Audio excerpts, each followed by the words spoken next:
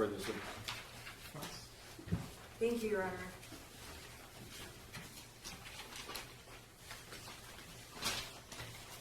Good afternoon. Good afternoon. I want to just start,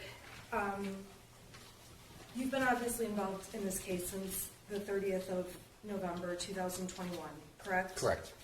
And since that time, you have collected and looked at an abundance of evidence related to the Crumbleys, the shooter, the shooting, everything, correct? Correct. And when you were testifying earlier, you testified that at a previous hearing, you had testified about the parents when they first went into Oxford High School, correct? Correct. And on that date, you had reviewed many, many materials prior to coming to court. Correct. And that hearing was a preliminary examination, which is a hearing that's before a trial, correct? Correct. And at that hearing, you did the best job you could in terms of explaining, answering questions. Correct. You were truthful on that day, Absolutely. as you're being today. Yes. And we can agree that you made a mistake about Mr. and Mrs. Crumbley arriving in the vehicle together at the school. Because of the video, how it jumped, yes. Okay, an honest mistake. Correct. And it's fair to say that when you didn't have more information, you made an assumption that they had been in the same vehicle together, correct? Correct. I didn't know how many cars they had at the time. You see them walk into the school together, but you couldn't see before that. Correct. And that's why you testified, honestly, you thought they had arrived together, but it was incorrect. Correct. And so you would agree with me that the more information you have about any topic, and the less guessing, the more accurate the information will be that you give on this witness stand, correct? I wasn't guessing before. I didn't know how many cars they had. I just saw them appear in front of the car. Right, so when you testified and said they arrived in the same car, that was incorrect. Correct. And I'm saying that had you had more information about seeing the vehicles pull up or seeing each one get out of separate cars, your testimony would have been different, correct? It would have been included in the video, correct. And so my point is, you do the best job you can with the information you have, Yes, ma'am. but you're certainly not someone who can go back in time and see and know every detail of every single thing that's happened, correct? Not every single thing. You could put together a good timeline with all the information that you gather, yes. And it's fair to say for this jury, you have put together as detailed of a timeline as you can about all of the events before November 30th through 11/30th and beyond 11/30th, correct? That's correct. And when you are doing that, you are taking data from cell phones and other investigators, from surveillance, from all these different materials that are a part of the investigation in this case. Correct. And it's possible that at times when you answer a question, you may not be accurate, but you're not sitting here intentionally trying to lie, correct? It's absolutely correct. Okay. I'm going to go back through the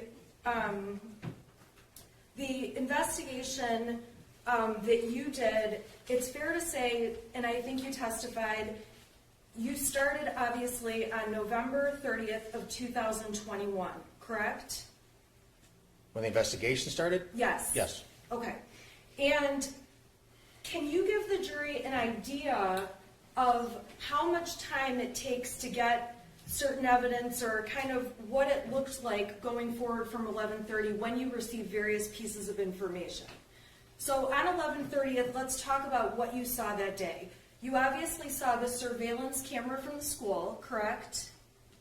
Yes, correct. Okay, on that day, did you have the surveillance camera from Jennifer's office? That came afterwards. Okay, that came down the road. Yes, At that time, did you have the text messages between Jennifer Crumbley and James Crumbley? that came out, no, that would have been afterwards. Okay, when did that come? It would have been within a week, 2 weeks of that. We would have had to, like I explained, the process of getting the data from a phone. Depending on how much data there is, it could take a while, and then to sift through all of it. So it could be anywhere from a couple days to a couple weeks to get everything that you're looking for. And in terms of the investigation, there were materials you had on the 30th, obviously. Correct.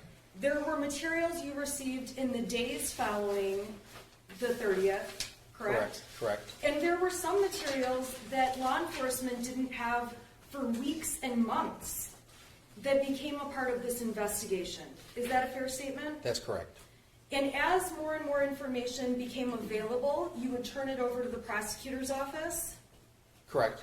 And then you would assume that they would turn the evidence over to the defense for it to be used in court by all parties and the judge.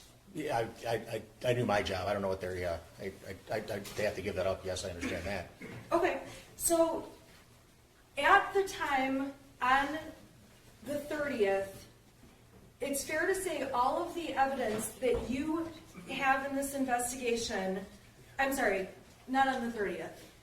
The 30th was the day of the shooting, and Mrs. Crumbley was arrested overnight between December 3rd and December 4th, correct? Correct. And it would be fair to say that between November 30th and December 3rd, your office and team and all law enforcement were working as hard as they could to collect information and collect evidence, correct? Correct.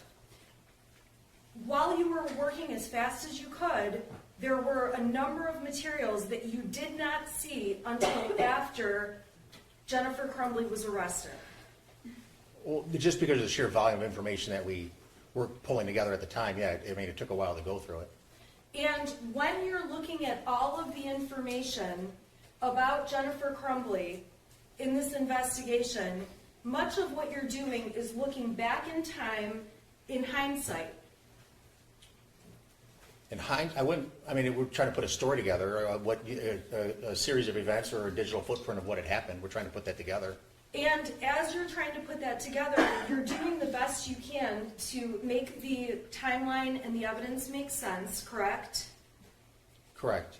But in terms of what happened in the months before the shooting, the day of the shooting, and the days after the shooting, you obviously were not with the Crumbleys 24/7, correct? No, I was not. I didn't know them before this. And it's impossible to have, there isn't any way to have a videotape, for example, of all those months, that shooting day and the days following, correct? Correct. So you take bits of information and try to put it together the best you can to make sense of it. Are you referring to this investigation or throughout life? Well, both. I mean, I guess we do that in both, right? I guess in my life, if my son had hallucinations, I would have taken serious pause with that. All right, let's stop for 1 second. When you say hallucinations, you're saying that you would take serious pause, but in reality, you did not know the shooter before this shooting, correct? No, I did not. You do not have awareness if he was really having hallucinations, correct? I would have taken some time to look into it. You're aware that there's this text thread, and we're going to get into it later, where he's telling his parents he's seeing things, correct? Correct. But you weren't a part of any of the conversations or a part of that household in those days around that text message conversation, correct? No, I was not. You're not. I didn't know them before this. Okay, you're not aware of what Jennifer and James and their son had been talking about in person before and after those text messages. Well, from the text message, I know the son on a couple of occasions asked or spoke with his friend about seeing a doctor or wanted to go see his doctor, tell his parents tell his parents that he wanted to go see a doctor. And while there are texts between the shooter and his friend, you have no evidence that Mrs. Crumbley has ever seen those texts, correct? That she has read them? No, Right. I do not. So there's texts that the shooter sent to his friend, and you have no way to know whether Jennifer Crumbley ever saw those text messages, correct? Other than his own words saying, I'm going to tell my parents tomorrow that I want to go see a doctor.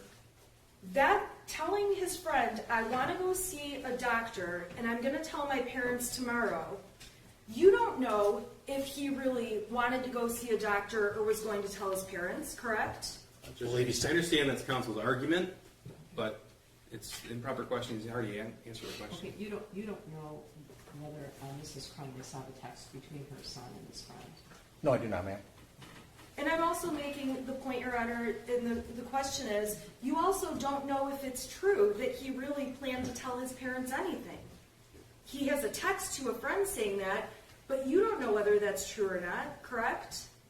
Other than him saying on a couple occasions, no, I don't. Okay? And when you say a couple of occasions, there's text messages on certain days that that you testified about, but there's many, many, many other days, we can agree, that you have not testified about, correct? In reference to what? In reference to what he said to his friend, or in reference to what he said to the Crumbleys. I mean, did he have are you asking, did he have conversations with them? I don't understand the question, I'm sorry. I'm sorry, my question is, you've given us bits of information about certain days, about March 9th, about a date in April, about a date in November, correct? Correct. Okay, there's a lot of other dates that you did not give us information about what exactly was texted to and from Ethan Crumbley and Mrs. Crumbley, correct? Correct. There wasn't much texting between them. Okay. You also, there's certain messages that you testified about between the shooter and his friend. Correct. There's also a lot of other text messages between them that you have not talked about. Well, because the stuff that was talked about was not allowed to be talked about. He talked about... Your Honor, Yeah. this, Well, I think it's important, Judge. Yeah. Counsel can't ask questions about evidence that she sought to exclude. Okay. telling this jury that I sought to exclude evidence that was irrelevant is very unfair, and that is improper. Okay, well, there's a lot of improper things here. No one's hiding any evidence from the jury, okay? So I don't want any implication that this witness is hiding what evidence from someone. So, Thank you, Judge. so don't ask about the messages if you don't want to know. So. Okay. When you're talking about the text messages, let's back up and do this differently. You went through text messages between the shooter and his friend to find evidence to support that the shooter was having issues, correct? To build, we went through the text messages to try to get an idea of who he was and what he was going through and what he had talked about with his friends. And when you saw His friend, text I'm sorry. messages like you testified about involving seeing things and dishes flying and demons and things along those lines, you gathered those, and that was the evidence that you've presented to this jury to support your case, correct? Well, because those are things of importance, that he was hallucinating and seeing stuff flying off of shelves. And there's no other evidence or that we could find on the phones or communication between them to say that that problem was remedied, or that a phone call was made to the shooter to what's going on, or how can I help you, son, or anything like that. None of that was found. So it was important that that was what he was struggling with. Okay, you're guessing that is what he's struggling with.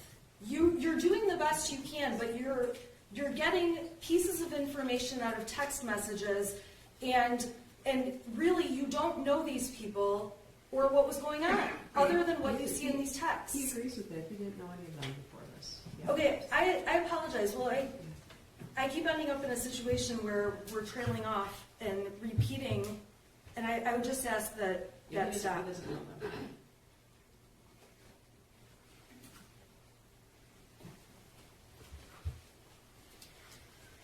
When Mr. and Mrs. Crumbley were at their home and law enforcement came to their house, it's accurate that the cell phones from the parents were taken by law enforcement. The first time they came to the home? Not necessarily the first time. I'm asking, police took the cell phones that Jennifer and James Crumbley used. Police took those phones, correct? Yes, they did. Okay. And when police took those phones, Mr. and Mrs. Crumbley obviously went and bought burner phones or track phones. Correct. And you've testified that you can see that Mr. and Mrs. Crumbley, or at least Mrs. Crumbley, attempted to get into some accounts that required two-factor authentication. That's correct. Can you please explain very quickly what two-factor authentication means for the jury? It's so someone can't get into your account, which is just simply your password. When you open up an email account or you open up a Facebook account, and it tells you, put your phone number in here. So when you try logging in from a phone or a device that Facebook doesn't recognize, it'll send a text message to the number that you said send a text message to. So then you enter that code into the app as you're trying to log into it. So it's two-factor authentication, your password, and then text message from the provider. And so for things like sometimes bank accounts or portals to get into doctors, things along those lines, sometimes two-factor authentication is required where you would need your original phone, correct? Correct. Or at least your phone number to be able to gain access to your own accounts. That's correct. There are accounts that will block you out if you're using a device it's not used to seeing when you log in. If the two-factor authentication is set up? Yes. Correct. And so in this case, you could see that Mrs. Crumbley attempted to do some two-factor authentication and was unable to do so, correct? I don't know if she was unable to do so. I know there's a text message that was received from Instagram with a two-factor. I don't know what happened with after that. Okay, so after buying the track phones, the burner phones, it's fair to say that Mrs. Crumbley and Mr. Crumbley went to their phone carrier and purchased new phones that have their regular phone numbers on them, correct? Was that after the burner phones, is that what you're saying? Yes. Yes, they did. Okay, so when we're talking about the Crumbleys having 6 cell phones between them, the 6 cell phones include their original phones that were given to police, correct? That's correct. It includes these 2 track phones that have different phone numbers where you can't do the two-factor authentication, correct? That's correct. And it includes the 2 phones that were purchased after that so that they could have their phone numbers back on devices and then access accounts. That's correct. And from the phones, when you seize them, there is evidence that Jennifer Crumbley attempted to deactivate and delete a number of social media applications, correct? There was talk about it in text messages, you need to delete this account or whatever. I don't know if you have something in particular that you're, a certain account that you're asking? There are text messages within the exhibits the prosecution has admitted, and I can put them up, that show Mrs. Crumbley and Mr. Crumbley were trying to deactivate Facebook accounts and Instagram, correct? I know there were text messages telling people texting them telling them to do that, yes. Okay, and part of the reason people in those text messages were telling them to do that is because after the shooting there were threats and there were a lot of threats against Mr. and Mrs. Crumbley. Judge, respectfully, I don't believe this officer can testify as to the reason why people said that. He can testify that there was attempts to delete and things were deleted, but the reason for the motivation, he can't testify. Well, he can't testify about the motivation, but did you see anything, did you see threatening messages to them? I don't recall seeing any no ma'am, I don't. Okay. Do you recall that when, in the text messages that Jennifer Crumbley sent out, she told Ms. Brian Maloche, she told Kira Pennick, she told multiple people that she was being threatened? Are you telling me that or I'm asking me? asking you. I don't recall. If you have something to show me, I don't recall that off the top of my head. Okay. Okay. I'm gonna put on the screen exhibit number 130, which was admitted in your prior testimony. Is it? Yeah, sorry. Okay, so this was admitted, these were admitted screenshots through your testimony. Do you recall that? Yes, I do. I see the. Okay. Does that document refresh your recollection? Well, this part at the where it says met with his counselor. Yeah, that part I remember that. Okay, and in the thread, we see what you testified about in terms of Jennifer Crumbley sending over a copy of the math assignment. Correct. I see that. Yes.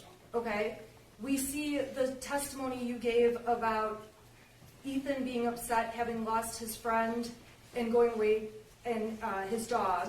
Correct. Okay, going further down, this is before the shooting started. Okay, so I'm on page 4 of that exhibit, going into page 5. This is all before the shooting, correct? Correct. Okay, and in this part, they're talking, Jennifer has told Kira Pennick, as you testified, about the math worksheet. Yes. She's told Kira Pennick about, I had to go to the counselor's office to have a meeting with them. Correct. Kira's talking about what horse Ethan could possibly be with that day that might make him feel better. Correct. And as the text thread goes down further, Kira and Jennifer, it's fair to say, remained in contact through the time of the shooting and after the shooting. Correct. Okay? And on November 30th, Kira Pennick is asking, she says, I heard there was a shooting at Oxford High School. Is Ethan okay? Correct? Correct. Okay? Saying, if you need anything, let me know. Correct. And after the time of the shooting, at 4:42, Jennifer Crumbley is texting with Kira Pennick again, Correct. talking about how she needs to sell her horses. Correct. This is when she knows that the shooting has happened, and she says, my head is spinning right now, correct? That's what. Yes. Correct. Okay? She's talking to Kira Pennick about selling the house back and forth, Correct. okay? And Kira is talking about how she'll take care of the horses for Jennifer, Correct. okay? And Jennifer says, I don't have my cell phone right now. She tells her, I'm on this track phone, Correct. because the police have her real phone, Correct. okay? And then Kira tells her about how there's stuff on Facebook, people are figuring out what's going on, correct? Correct. And Jennifer indicates, I'm off Facebook, I'm still in shock, Correct. okay? And Kira offers to send Jennifer, can you receive pictures? I'll screenshot it, correct? Yes. And then Kira goes on to send Jennifer screenshots of something a mutual friend posted that was about the shooting, correct? That's correct. And their discussions are about, it says right in the exhibit, I cannot believe people on Facebook. I'm so sorry you're having to deal with this stuff, correct? Correct. Okay. She asks a question about the medication, and Jennifer indicates we're at a hotel in Lapeer and that the news is live at her house, correct? Correct. Kira's response, at least in the text messages, is please stay safe, correct? Correct. And Jennifer sends her over what appears to be a screenshot from a social media app, maybe Facebook or I'm not exactly sure, but you can see that Jennifer sent a screenshot where she has received nasty messages to her. Judge, I'm just going to object to the form of the question. Mr. Rogaski can certainly read all of this, but calling it a threat or nasty, that's not for him to answer. That's for the jury to determine. Well, yeah, they can characterize it, They can read it. but definitely they're not nice. Okay, can you please tell the jury what these messages say? Larry Barton. I'm sorry, you want me to read them? What it Sure. says on there? It says rotten jail next to him. Okay, Brandon Hegwood. What a shame on you. Kaylee Camacho. Fuck your ugly ass kid, I hope. Adam Tank. What a fucking coward, Ethan. Jennifer Crumbley texts to Kira, I can't go home. Correct. And Kira texts back that she's concerned for Jennifer's, and when she says you guys, I'm concerned for you guys, and is expressing concern, correct? That, yes, to stay away from the horses, correct? Yes. Okay. She also says she's worried about your horses or hurting you while you're here, correct? Correct. Okay. It's fair to say that Jennifer and James are afraid of the public's reaction to what their son did. Again, Judge, form of the question. Yeah, I don't understand that. Well, let me back up. I'm sorry, I can rephrase, if that's okay. Okay, so we know the news has been around the Crumbley's home. Correct. Okay, so following the shooting, there was media all over their street, correct? I wasn't there. I don't know. I wasn't there. I can't tell you if there was media there or not. Okay, it would surprise you if there was? It wouldn't surprise me, no. Okay. There were some nasty messages coming into Mrs. Crumbley. From the screen, are you referring to, yes, I'm sorry, yes. Okay. And Jennifer is saying she doesn't want to put anyone else at risk. And that specifically is on page 15 of the exhibit you're looking at.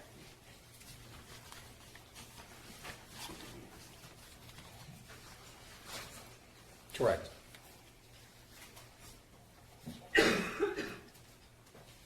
Kira is telling her about, or is commenting people are ridiculous, also talking about buying horses, other random comments in there.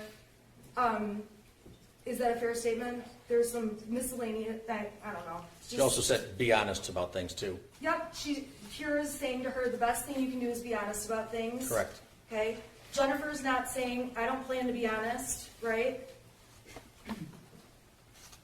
She didn't respond with that, no.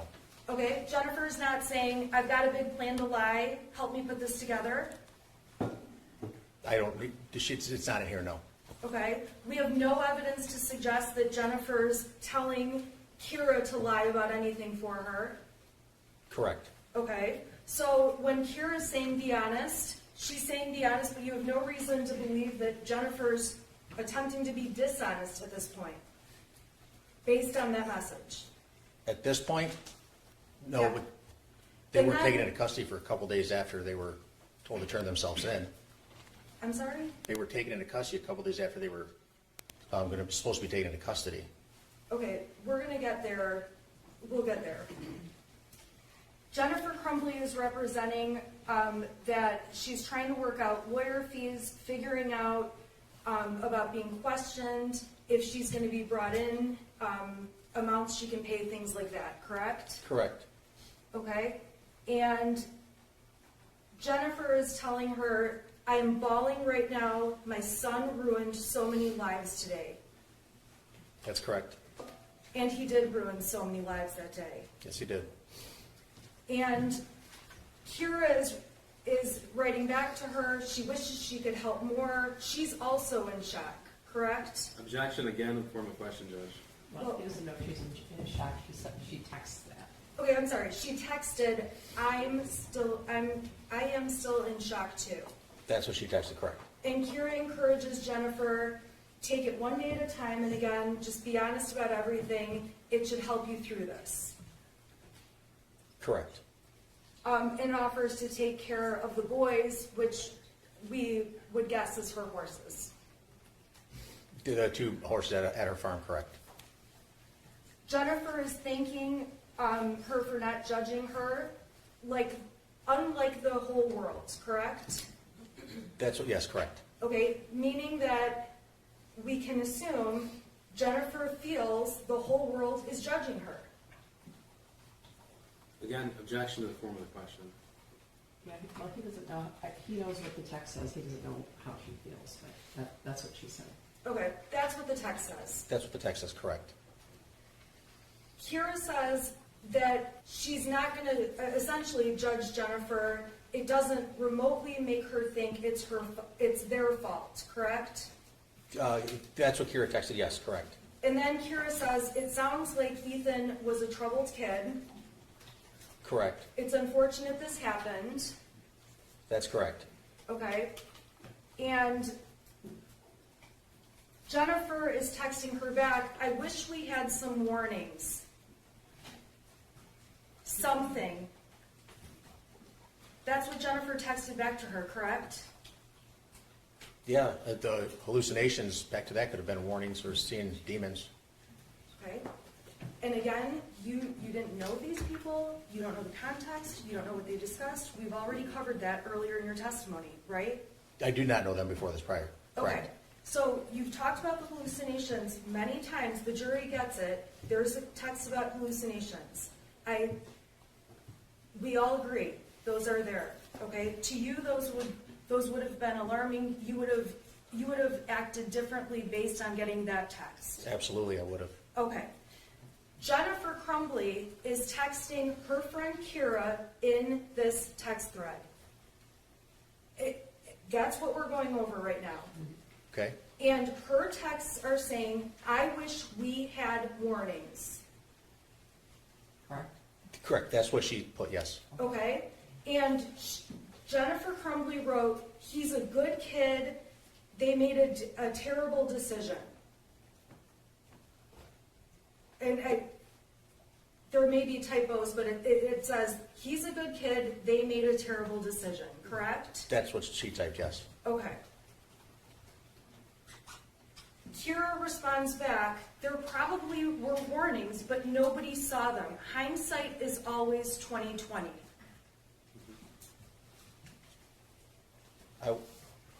I don't care if you agree with it or not. That's what's typed That's what Kira says. That's what's Hindsight typed is there. always 20/20, correct? That's what's typed there, yes. Then Kira goes on and says, people at the barn are concerned.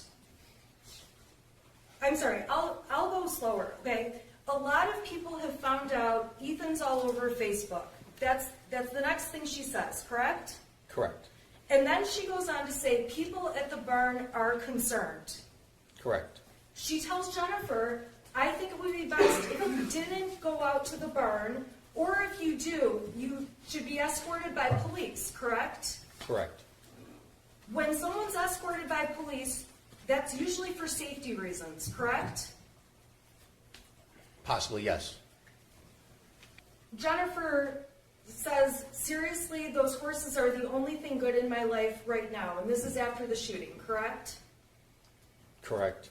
And Kira responds, I understand that, but we all need to be careful. Correct. So it's fair to say there was a concern about safety regarding Jennifer after the shooting And also, other people around her were concerned for their own safety. Correct. And it's also fair to say, and if you don't know, please just let me know if you don't know, a lot of people in this state hated Mr. and Mrs. Crumbley when they heard about this shooting. Judge, he can't possibly I don't know. answer that question. I don't know how we can testify to that. Okay.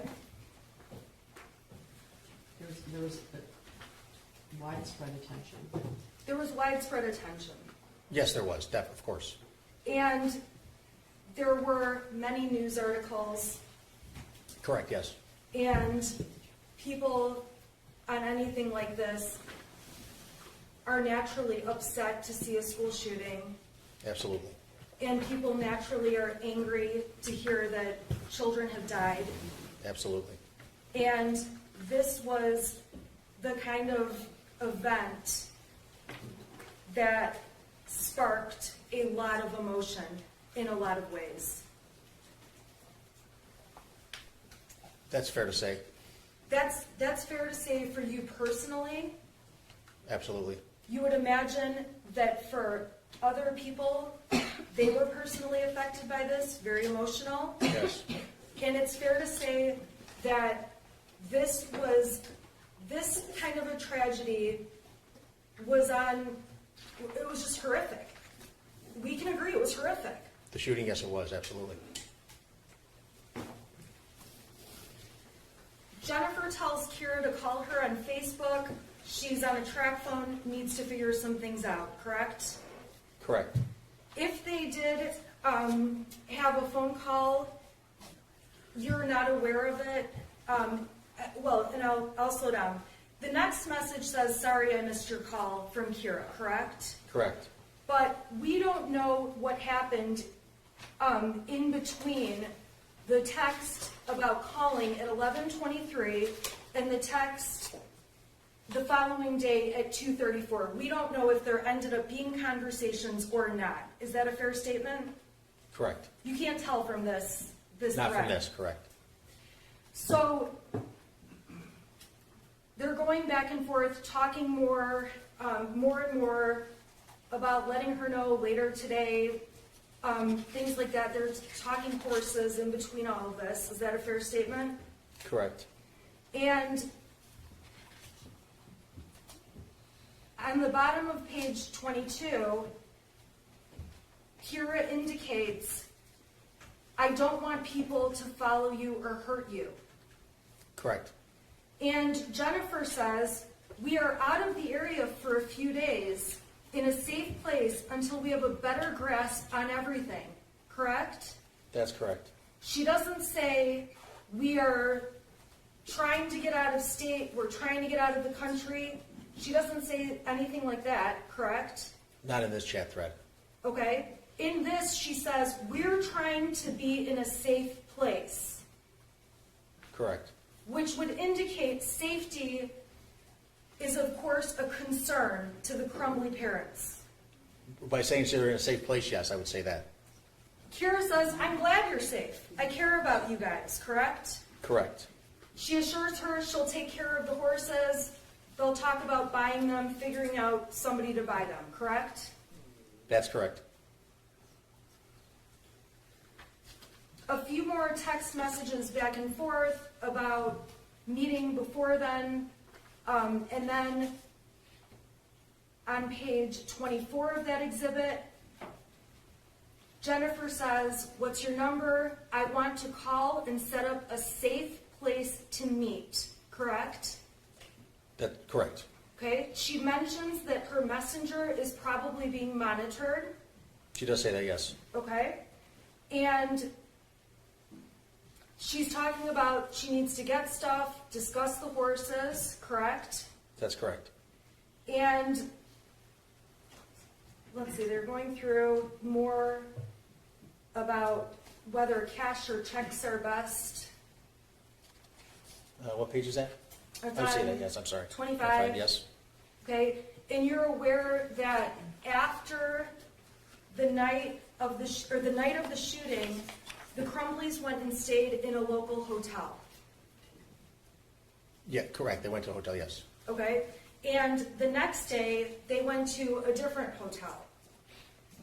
Correct. Okay, which was also, I mean, maybe an hour from here, a local hotel, not out of state, not out of the country, right? Within an hour, yes. Okay, and so in the days following the shooting, the Crumbleys did not return to their home in Oxford.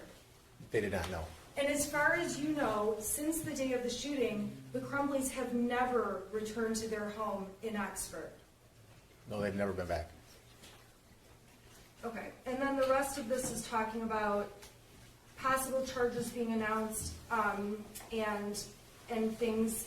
Jennifer is saying she's anticipating there may be charges announced, criminal charges. Yes, at the night before, I believe, on the page 26, yes. After the shooting. Yes, And when she's talking about charges, she's trying to figure out if they're charges, well, I'm sorry, scratch that. She's talking about charges against herself, correct? I'm not entirely certain if she's, it doesn't say whether she's referring to herself or somebody else. Okay, so she's waiting to basically just figure out what's going on. Judge, is what- again, counsel can't narrate what she thinks her client was thinking. She can have him read the text message. I admitted it into evidence. They can have it all. Yep, okay, so there's a text. Okay, maybe so- there for that. So the text says, Jennifer Crumbley wrote, "I'm not sure what's happening." Yes, I'm sorry, yes. Okay. From the text message thread that the prosecution introduced between Jennifer Crumbley and Brian Maloche, we also can conclude, and if you can't, let me know, that Jennifer Crumbley was trying to deactivate and delete social media accounts. I believe she was, yes, I believe they discussed that, yes. And Jennifer Crumbley is asking Brian Maloche things about, can you still see James's Facebook? Can you see my Facebook? Questions like that, correct? Correct. Okay. James and Jennifer Crumbley Jennifer Crumbley in her text messages is very clearly making it obvious. She is telling Brian that she is shutting things down. Like that. I don't remember the language that she used. I know they talked about it. I don't remember if she used the phrase shutting things down. If a person has a Facebook account that they deactivate, okay, I'm gonna go even slower. When someone has a Facebook account, other people in the world have the ability to see that account, correct? If it's public or your friends or whatever other security settings, but yes. However you have it set up, Yes, you allow who can see the account and who can't, correct? that's correct. If you do have an account and you don't want the world to see it, if you deactivate the account doesn't appear when people look for you on Facebook, correct? That's correct. So if the Facebook account is deactivated, people cannot send you messages through Facebook, correct? That's correct. And they can't send you messages through Facebook Messenger. Not entirely certain if you'd have to deactivate Messenger as well. I don't know, because they are two separate platforms. It's under one company, not a Facebook, but I don't know if you have to deactivate both of them. So with Messenger, if Jennifer Crumbley deactivated Messenger, we can agree that people wouldn't be able to send her messages. Correct. And in general, if a person is trying to avoid having people find them on social media, deactivating the account makes it so people don't find them, correct? Correct. So, for example, Instagram. Jennifer Crumbley had an Instagram account, and you testified about that to the jury, correct? There's a two-factor authentication text message that was found, yes, with Instagram. Is that what you're referring to? I'm not referring to the two-factor authentication, but you testified that Jennifer Crumbley had an Instagram account. Well, we can agree, she had an Instagram account. Yeah, she did. There were posts that were admitted the other day, I believe, right? Right, Yes. and in that, on Instagram, the whole point of Instagram is to post photos or videos, correct? Correct, And we can see the Instagram account that Jennifer Crumbley had with videos and pictures she had posted over time. correct, And when a person turns off or deactivates their Instagram account, other people in the world don't have the ability to see those photos any longer, correct? that's correct, Other people in the world don't have the ability to send messages through Instagram to the person that's deactivated their account. correct, So, as a computer expert, if a person is trying to avoid having people see them or find them or see posts of theirs, even old posts, deactivating the account will accomplish that task. correct, On that Instagram account, you are able to tell from the data that you received other accounts that Jennifer Crumbley followed. correct, So, meaning that from her account, Jennifer Crumbley had certain people she was linked up with where she could see what they posted on their accounts, correct? correct, And on the flip side, people she was friends with on Instagram or connected to could see what she posted. that's correct, And we know that Jennifer's son had an Instagram account, e.crumbley, correct? correct, And we can tell that Jennifer's account was connected with her son's in a way that she could see what he posted on that account, correct, and we can presume he could see what his mother posted. correct, When you are looking through the Instagram records, you are not able to tell which posts Jennifer did in fact see or not see, correct? correct, So if the shooter posted something and Jennifer Crumbley had not checked Instagram, it's possible she would not have seen it even though he posted it. it's possible, If he posted it and she looked at Instagram and looked at his account, or looked at his profile, is that what it's called? She would certainly see anything he posted. looked at his account, you're saying, I'm sorry? Yes. Correct, But in terms of all of the data you have, you don't have any way to determine which Instagram pictures she did or did not see. correct, Now, if she made a comment on a picture, you would know she obviously saw it because you couldn't comment unless you had seen the picture to put the comment on there, correct? that's correct, And on the Instagram photos, there are not comments from Jennifer Crumbley to her son about the posts, correct? on all the photos, or a particular one? I suppose the ones that we've admitted as exhibits in this case, the photograph of the gun, for example. Correct, And there's no doubt the shooter licked guns, correct, and there's no doubt Jennifer posted photos of the gun correct, and videos, correct, and even with what she posted, we can't tell if the shooter could see her posts.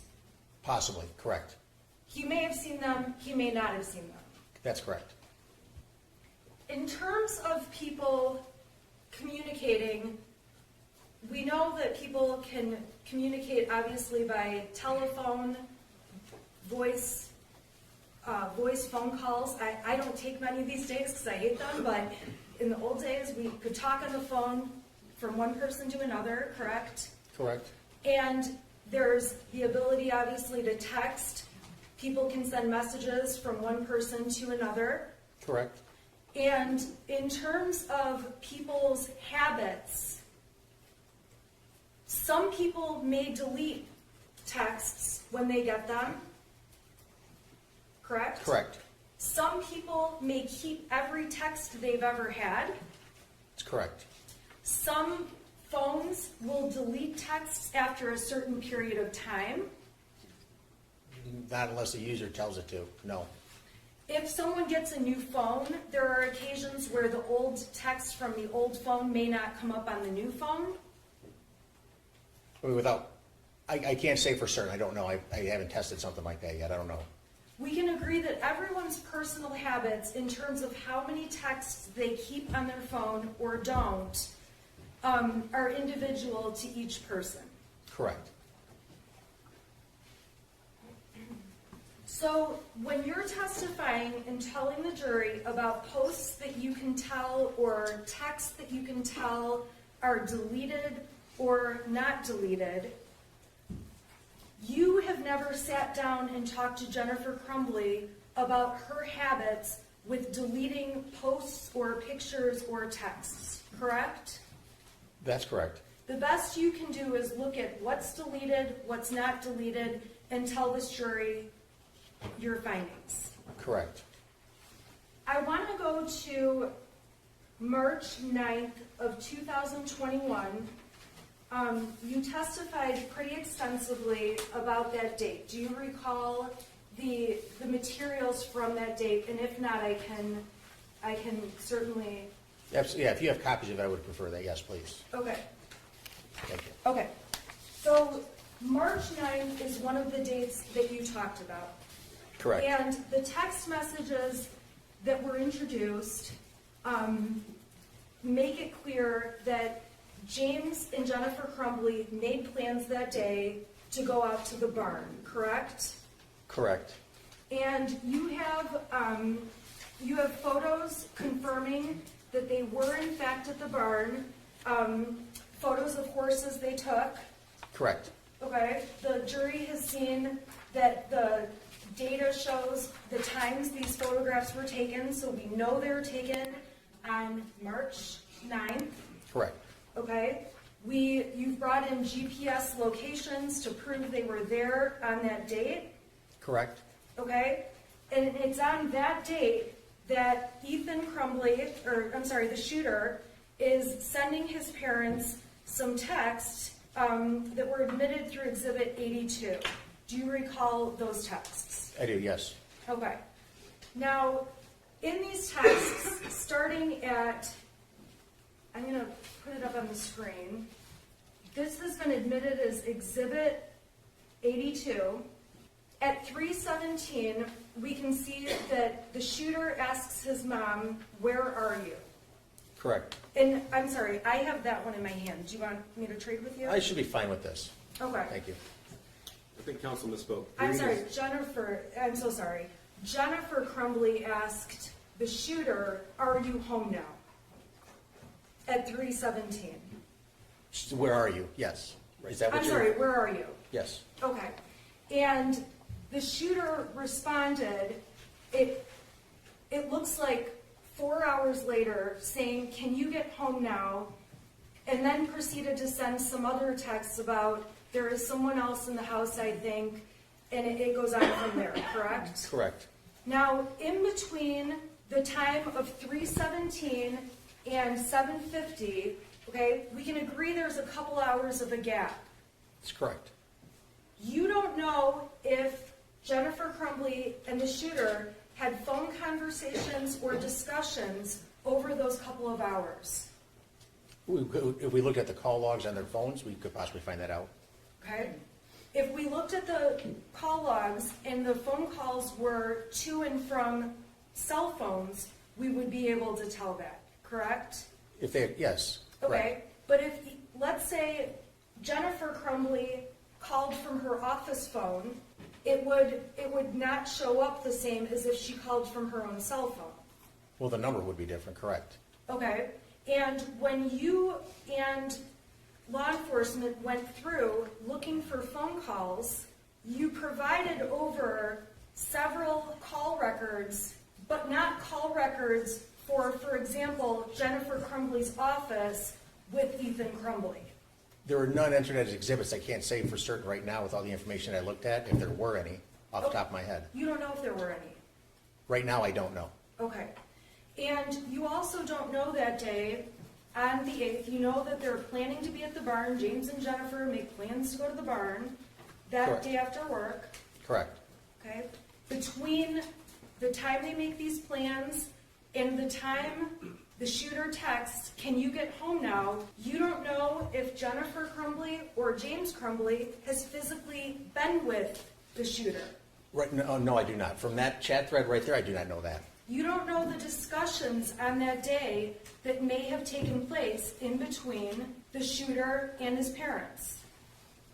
Right, from this, I can't tell you that. Is that what I'm saying? I don't understand. Right. Correct. Right. The best you can do is piece together bits of information, but we can agree there's gaps of time where you don't know definitively what happened. Correct. Right now, yes. We can agree there are any number of things that could have happened between 3:17 and 7:50 there would not be evidence to show you what exactly happened, correct? If there is none there, you mean? Is that what you're saying? Right. Correct.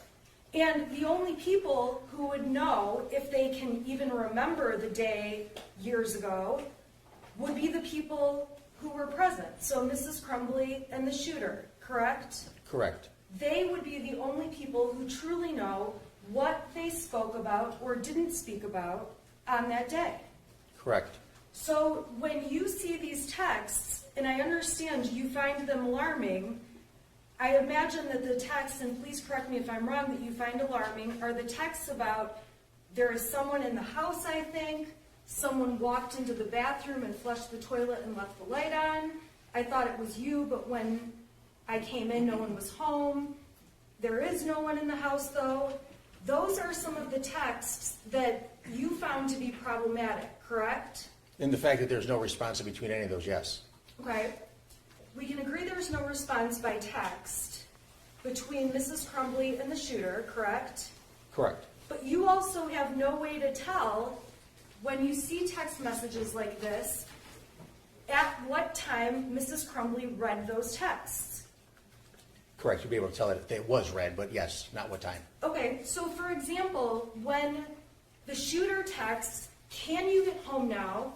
And then there's someone in the house, I think, a few seconds later, and then about 30 seconds after that, another text. You have no idea if Jennifer Crumbley checked her phone to see the first text message, checked and saw the second. You don't know which ones she saw or when, correct? I don't know the time they were read, no. All you know is that you don't see any response to them. They're correct. There's no response. So there's a number of possible things that could have happened in between these texts. From 7:50 to the end of the last text, Yeah. she could have texted back, you mean, or called? She could have, well, she didn't text back. We agree with that, Correct. right? Yes. Okay. When I say there's a number of things that could have happened, I mean, she could have read the text and thought this is garbage or he's joking and just set the phone down, correct? She could have. Okay? She could have not seen the texts because she was busy doing something. Correct. She could have been, we know she's at the horse ranch. Are you aware of how strong Jennifer Crumbley's cell signal is out at the farm, at the barn, where the horses are kept? I have no idea about that. No, I do not. Okay? If her cell signal doesn't work out where the barn is, it's possible these texts are not getting to her until she gets to a place where data uploads into the phone, correct? That's correct. So while we see these texts being sent, we cannot conclude that Jennifer Crumbley is reading these as they are coming to her. Fair to say? I mean, that's the time that they were sent, the 7:50 and 14 seconds, and then 17 seconds and 39 seconds. That's when they were actually sent, and they were received on the other end. That's marked at that time. Otherwise, it would have come in at a later time. Okay, but my point is you don't know when she saw them. when Mrs. Crumbley actually read them? No, but they would have been on the phone at that time. If the phone had a signal and was able to get text, they'd be on the phone at that time, correct? It would have been at a later time, at the time that they came in. Okay, but if the signal wasn't working, she might not have been able to see those texts until she got to a point where the signal came in. Correct. Okay, there's times where you're in an area, people can be in an area with their cell phone, and the signal is bad, and texts are coming into them, but their phone shows nothing. That's a possibility, correct? Correct. And then when the person gets to a spot with better cell phone signal, all of a sudden, all the texts they missed over whatever period of time the phone wasn't working will flood into the phone, correct? That's correct. And just because they come into the phone at that time, they were still sent possibly hours before. Not, without testing, I can't say for certain. You don't know. I can't say for certain without testing, correct. Okay, so the text messages that were sent about someone being in the house, someone walking into the bathroom, you don't know any of the responses that, or even the thoughts Jennifer Crumbley had when she did in fact read those messages. I don't know if she would have called back if that was alarming to her. Is that what you're saying, or? I guess what I'm saying is, so these messages are coming in, and even when she does see them, let's say if she sees them as they're coming in, you don't know what she's thinking about these. I don't know what she's thinking, no. Okay, and you also don't know, and obviously we've already talked about it, this has already been asked, but you obviously don't know when she's seen each message. There's no documentation like she saw this one at 8 o'clock, this one at 8:05, anything like that. Those are the times that they came into the phone, yes. Okay. The next message we see is a text message on the following day sent to Ethan by Jennifer Crumbley that says, "Where is your dad?" Correct? Can you just scroll down a little bit? Yeah. I just want to make sure I see Yeah, it. no, sorry. You know, I feel like maybe I should do the jury, right? You're not close, right? I'm not even close. I think the witness could probably use it as well. Okay. Okay, may I continue? Okay, thank you. All right, so we've been sitting here going over March 9th, 2021. There was also some messages from March 8th, so the day before that you testified about. Do you recall those messages? I do. Okay, Exhibit 84, can you see it up on your screen? Yes, I can. Okay, these are texts that are between James and Jennifer Crumbley, correct? Correct. Now, these texts are confirming that Jennifer is saying she's swamped at work and is going to have to not go to the barn that night, correct? I'm sorry, do you have a copy I can, don't scroll to the I slide. don't know what I did with my copy. Let me just, I'm sorry. You don't have it. Here it is, it's right You're here. just scrolling too fast. Here you go, sorry. No, it's fine. This is 84. Thank you. Do you want me to take these, or do you want to keep those? Unless you're going to refer to them, I don't need them. I'm not sure if I will, so we'll find out. Okay, so on Exhibit 84, these are the texts from the day before. March 9th are the texts where Ethan is sending those things saying there's somebody slamming the door or things like that, right? Correct. Okay, these are from the day before on March 8th, yes? Correct. And you testified about these texts from March 8th on direct, and those were admitted through the prosecution. Correct. Okay. On March 8th, the parents are talking about Ethan at the beginning of the text messages. Is that a fair statement? At 3:09, Jennifer asks, is Ethan going bowling? Okay, so on page 386, she starts Yes. off with, is Ethan going bowling? He says IDK, which is I don't know. We can agree Correct. on that. Okay, what do you mean I don't know? Okay, goes down further, and Jennifer Crumbley on the 8th is asking at 3:12 in the afternoon, why isn't he home yet, correct? That's correct. At 3:12 and 51 seconds, she says he should be home by now, correct? That's correct. When she's saying he, we know that she's talking about Ethan, correct? Correct. And then it goes on at 3:12 and 56 seconds, she says freaking out, correct? Correct. And James responds to her at 3:13, so not even a minute later. He doesn't get home until 3:16, correct? Correct. That's what he says, yes. So these parents are communicating about when their son gets home down to the minute of when he can be expected, yes? Correct. Jennifer's text back to him is, I told you to pick him up because he's upset, and I don't want him to do anything stupid, god damn it, correct? Correct. That's Jennifer saying that to James. Correct.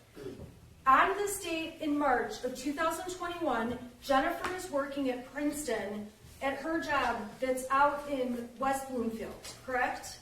Correct. And as far as you know, James at that time is a DoorDash driver working out in the Oxford area. Correct. And at that time, James was in between jobs, and if you don't know, please tell me, in between jobs and door dashing on the side as he was waiting for another job to come along, correct? I do recall a text message about trying to be an interviewer or something like that between them, yes. Okay, and in all fairness, if I ask you something you don't know, just let me know. Absolutely. Okay, I'm just trying to speed it up a little. Okay, so Jennifer's yelling at James, I don't want him to do anything stupid, goddammit. When she says that, it's fair to say you don't know what she means by I don't want him to do anything stupid, correct? I have no idea, correct. Okay, and James's response is, dude, chill, he is fine, and I'm trying to fucking work, correct? Correct. And Jennifer's texting back again, not even a minute later, does he have his phone? Yes? Yes. And James texts back right away, he won't answer while he's walking, I'll let you know the minute he walks in, correct? Correct. And Jennifer, within a minute of that, is sending another text. I'm serious, freaking out. Is he home yet? Those are the next two texts in succession, correct? Correct. It would appear from these text messages that Jennifer is voicing concern over Ethan. In this one thread, yes. Okay, Correct. and again, we're guessing if she's concerned about him, correct? The language makes her like she's excited. I would say yes. Okay, so the next day, when she's not responding to Ethan's text, again, we've gone over this ad nauseum. We don't know why she's not responding or what's going on in her head or if she's getting the messages, correct?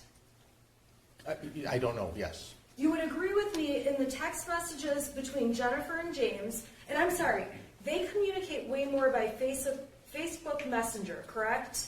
Yes, they did. Okay, and if I were to say that this is the printed out stack of Facebook messages between James and Jennifer, would that surprise you? I don't, there were a lot of them, I can tell you that, I don't know what it would look like printed out yet. If you say that, I believe you. Okay, approximately how many messages do you recall reviewing between them? Thousands? Yes, thousands. Okay, and in the messages, you read every one of these messages, correct? Correct. And when you were putting together information for the prosecution and for this investigation, you went through and found the evidence that's obviously brought into this trial.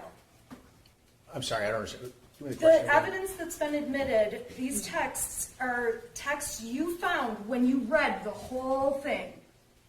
Correct. Okay? And obviously, if there were texts between Jennifer and James that said something like, I think Ethan's psychotic, you would have brought that into this court, correct? Just like the text we had where she said she was worried he was depressed, yes.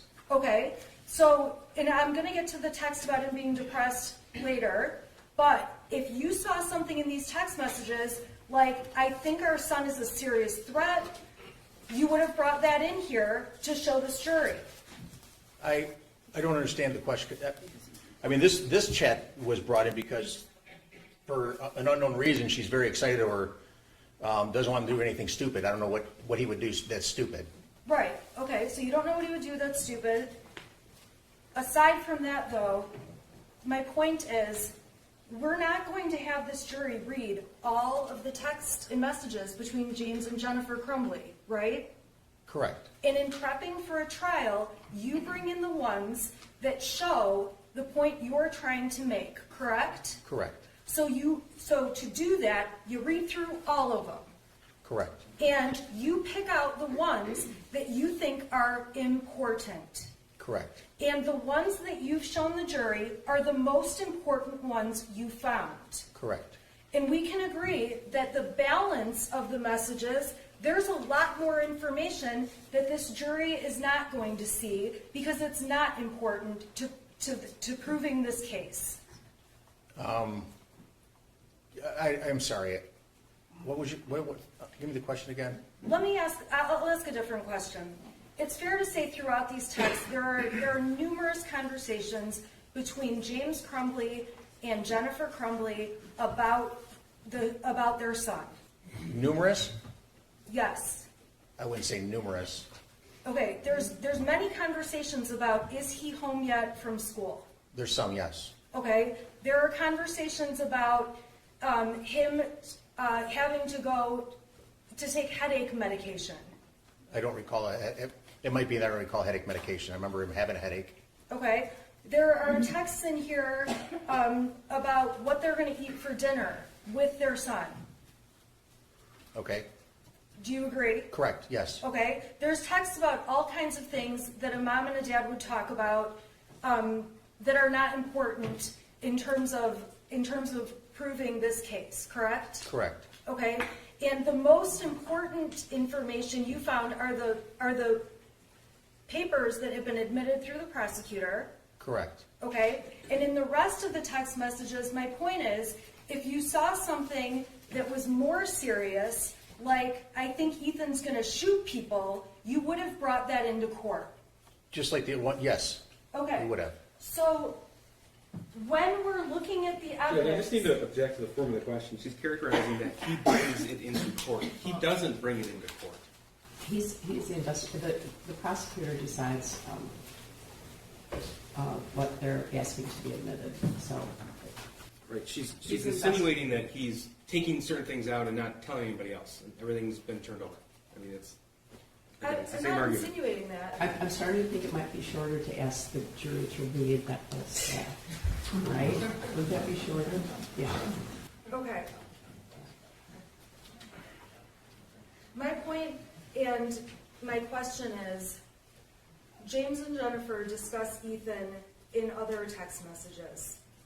Yes, they do. And if there were text messages that showed evidence that either one of them believed Ethan was sick, mentally ill, anything along those lines, you would be pointing them out for this jury. More than what we have, correct, yes. Okay, what you have is the best evidence you could find after going through all of them. That, like was said, that I turned over to the prosecution, yes. Okay, and that's true too of the messages between Ethan and his friend, correct? Not- In terms of the evidence you brought in, is the most important evidence you thought that was relevant to this case, correct? Not entirely, Same no. objection. It's the witness doesn't bring in evidence when he thinks is relevant. He's already testified. His job is to take the data, he extracts it from devices, and he passes along all the information. The prosecutor decides. Thank you. I mean, it's the technicality, they work together, but the prosecutor is the one who decides what might be relevant and what might be admissible. Okay. When you went through the cell phone reports, you read all of the messages between the shooter and his friend, the friend that the prosecution has not named, but the one friend that's been an issue in this trial, correct? Correct. You read through, there were over 25,000 messages exchanged between the shooter and his friend that came off of the phones. Correct. If I told you that this was the amount of text messages all printed out, would you disagree with that? I would not. Okay. And when you went through and pulled out, we can agree that there's lots of different topics discussed among these text messages. Correct. And the text messages that were brought in and entered as evidence were from this large stack of text as a whole. What was presented, I'm sorry, They're in these, yes, they're from here. yes, there was more information that was turned over, but Right. Okay. So my point is though, the pieces, the materials that have been admitted and that you've been testifying about are a part of all of the messages between the shooter and his friend. correct. Judge, if counsel wants to continue with this, that's admissible. And she has asked it for I not to think we be. need to be really careful, okay? See, this is the conversation we had when we were picking the jury, that we are not trying to case of the shooter.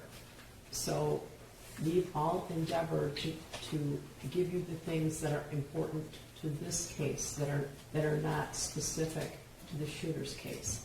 So, I don't want the jury to think that they are not allowed to see something, all right? So I don't want the jury to think that either side is hiding something, because they're not. There have been evidentiary rulings made over the last year and a half in this case, and those are rulings that I've made after extensive research and briefing and all those different things with the prosecutor and defense counsel. So I don't want you to think anything's being hidden. That's not a fair, characterization. So, Judge, I asked the court to instruct counsel that can't request certain things and then make this line of questioning without opening the door. well, I do not want to try the shooter's case. Okay, so let's not do that, right? Yeah, yes. Thank you. Okay. Okay. So we've talked about March 8th and we've talked about text from March 9th. Yes? Correct, yes. Okay. And then you also testified about text messages that were sent on March 17th. Do you recall that? I recall the date, yes. And the overall point of those messages, and please correct me if I'm wrong, is that on that date, the parents were at the barn together with their horses.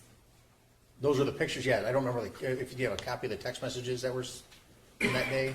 I can show you them if you Can want. I make a request? Yes. Could you disassemble the Leaning Tower of Pisa? Oh, Because sure. Honestly, it looked like it was, I would hate you to have to reconstruct that. It just Okay. looked like it was gonna tip, and then you'd have to try to re-put it together, and that would take, I'm hoping you're gonna be drinking a glass of wine in your sweatpants this weekend instead of I'm gonna drink a bottle. reassembling that file, so. 5 bottles at I this just, point. it looked like it was gonna tip. so- Okay, no, thank you. All right. All right. We talked about 3.8, we talked about 3.9, I'm going to 3.17. You asked me what text messages I'm talking about, and these are the exhibits that are around exhibits 83 through 86. Would you like me to bring you the text messages so that you can see those? If you could, please, yes. I Okay. think the March 17th starts with exhibit 85. Okay, now, on 85, we amended it, so there are texts that I remember, were. yes, ma'am. Okay, and then I'm also gonna hand you right now, what's on 86, okay? Okay, thank you. Okay. Now, the overall point of these text messages was to show that both of the parents were at the barn on March 17th, correct? Correct. Okay, and on that day, while they were at the barn on March 17th, the shooter was trying to get a hold of them. Is that correct? That's correct. Okay. And on that date, we have cell phone evidence that was admitted in Exhibit 83 that shows, and tell me if I need to slow down, I can break this down more. An hour after the shooter was texting Jennifer Crumbley, she called him and had a phone conversation within an hour, correct? Correct. And that phone conversation lasted less than a minute, Correct. I remember that. and you have no idea what was said during that phone conversation. No, I do not. You have no idea what happened after Jennifer left the barn that day, or James left the barn. No, I do not. You have no knowledge that the family, whether they were together that night or not, correct? Correct. You've done the best you can do to put together the information with materials you have. Correct. Okay, so we've talked about March 17th. Now I want to talk about March 20th. I'm sorry, the 19th and the 20th. On March 19th, there were text messages that were introduced where there's a discussion about Ethan waking up and seeming hungover. Do you recall those? I do, yes. All right, so we're looking at Exhibit 95, okay, which has been admitted. And this is from March 18th, correct?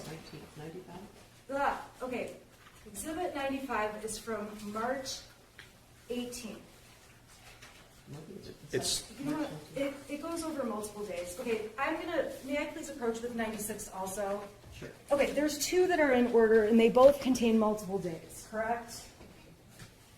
correct. Okay, so I'm sorry, this is a little bit confusing because we've got two different dates on two different exhibits.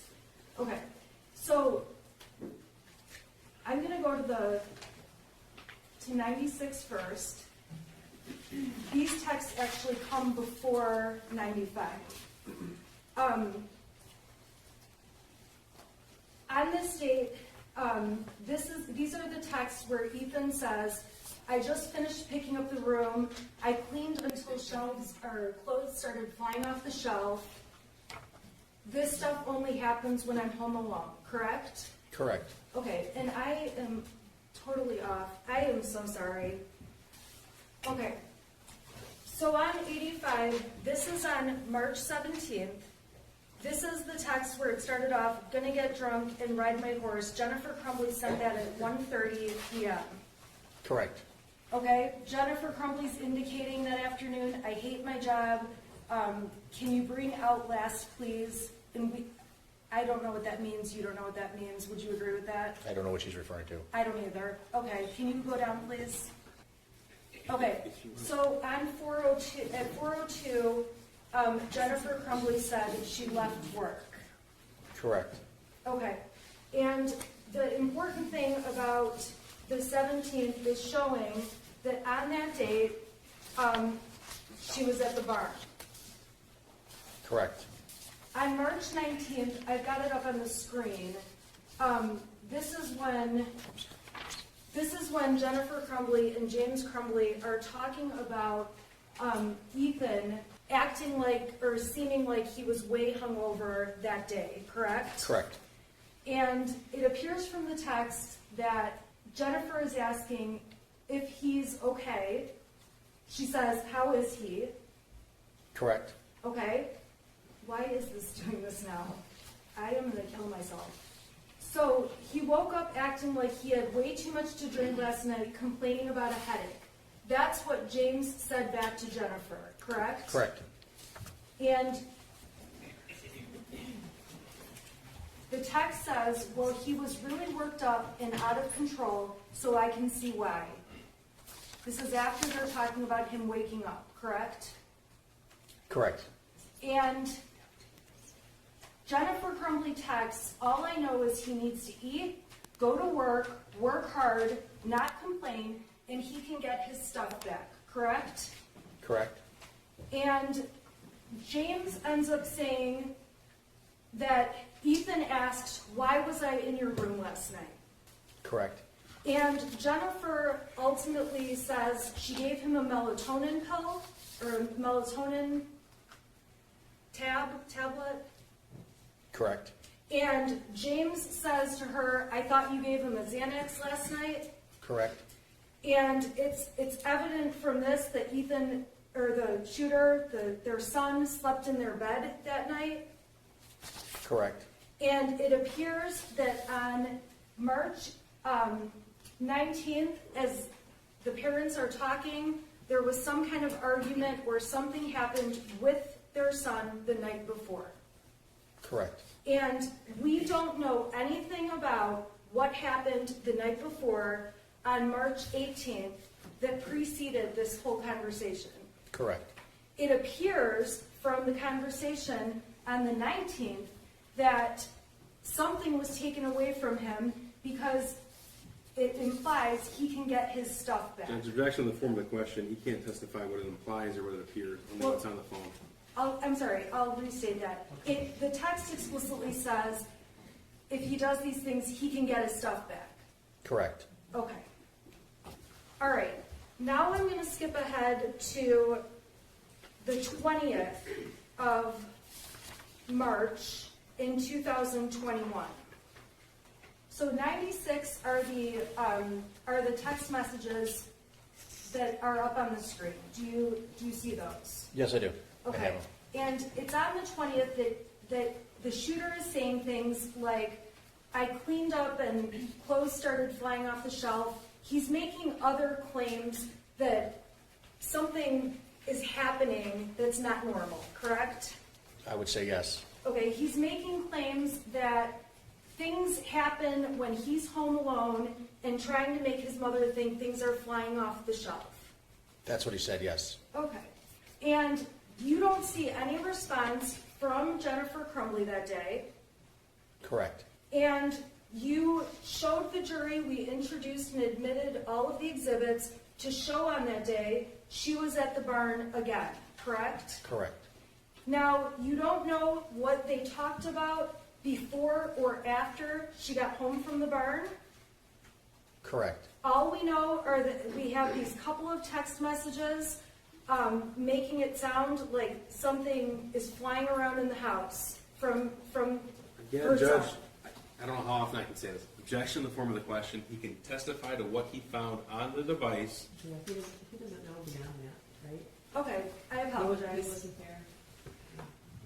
Okay, and so on the 20th, Mrs. Crumbley is obviously at the barn. So we've talked now about March 8th, March 9th, the 17th, 19th, and 20th, correct? Correct.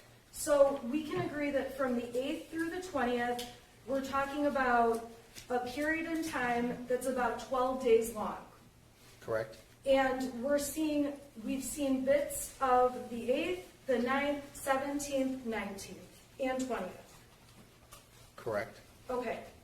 In April 4th are the dates of the texts between the shooter and his friend, correct? There was a lot of text messages. I would assume, I believe they texted on that day. Okay. And I believe it is Exhibit 101. Do you recall these? Correct. Yes, I do. Okay. Now, these texts on April 4th are between, we agree that they are between the shooter and his friend. That's correct. This is not a group chat where Mrs. Crumbley is on it. That's correct. There is no evidence that these texts were ever forwarded to Jennifer Crumbley. Correct. There is no evidence to show that Jennifer Crumbley ever saw these text messages. Correct. For example, there isn't a text like, "Oh my gosh, you should see what our son sent to his friend today." There's nothing along those lines, correct? Well, not in this group. Are you talking about this chat still? I'm just saying in general, if you found evidence that Jennifer Crumbley saw these texts, that would be important. If she saw it, I would say yes. Okay, and we don't have anything to show she saw them. Not that was on the phone, no. So, on this text thread between the shooter and his friend, he talks about how he hears people talking and he sees someone in the distance, correct? That's correct. There's no response from his friend. Correct. We don't know if his friend saw those texts and didn't respond, or if his friend didn't see those texts and the shooter just kept texting, right? They came in rapid order, so yeah, they were one after another, correct. Okay, so this is around, so 11:56, and then we go down 11:57, says, it's at the point that I'm asking to go to the doctor. Okay, that's one of the texts that you testified about, correct? Correct. There are not any texts where the shooter is saying anything to his mom and dad about, I want to go to the doctor. Correct. While the shooter is saying this to his friend, we don't have any evidence that it's true whether the shooter really wanted to go to a doctor or not, correct? I mean, he said it a couple times. They talked about everything. In all the times that he talked about it, this jury is seeing, you've brought that in. Well, you haven't brought that in, I'm sorry, I keep misstating that. The evidence in this case is showing the jury what you gleaned from your investigation. I don't understand. I'm sorry.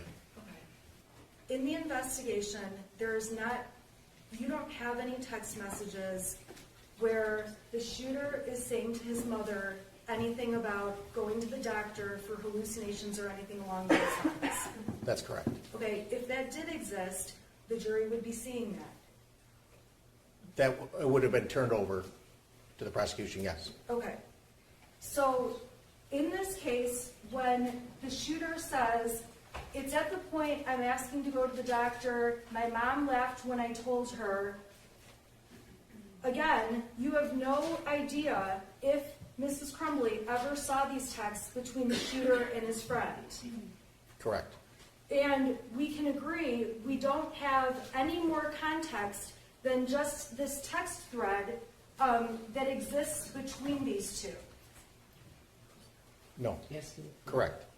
Okay. And when the shooter texts his friend, I was thinking of calling 911 so I could go to the hospital and text, I need help. There are no 911 calls, correct? Correct. There are no text messages to Mr. or Mrs. Crumbley saying those same types of things. Correct. And when he says, I am going to ask my parents to go to the doctor tomorrow or Tuesday again, we obviously don't know if that's true. Correct.